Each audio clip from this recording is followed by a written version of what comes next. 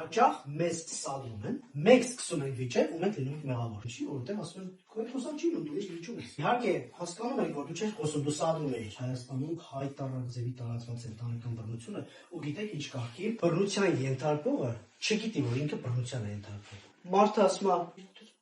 բռնությունը է, որ 10 թվին հայերի բանալի ոնց որ տեղանք, այդ չի բռնությունը։ Չի ասում, թե լուրջ բան չի, թե 1000-ից մեկ կեսար սահմանում, բայց հիմնականում տեքստը է գեշ, բանալի ոնց որ։ Բայց ասում եմ, ամուսինը շատ պինդ ասում, այն թույլ չի տա, հենց տունա գալիս, всё, ասում, մառոզա, այդ չեն ծեծումից մնացած։ Դե ամուսին ծեծում է, այդ ընդհանրապես չի քննարկվում։ Ասում ես, որ ամուսինը ծեծում, ասում եմ, բա ոնց, իմ ամուսինը չծեծի, բա ում ամուսինը ծեծի։ Ծեծը չեն քննարկում, մնում գործող անձը, ով է ծեծելու, եկեք հասկանանք։ Ասում եմ, բայց հիմնականում երեխեն մեջ հանգնում, հենց բաժանում է 8 տարեկան։ Երեխեն տեսնում է, որ լակետ մամանին ծեծում է։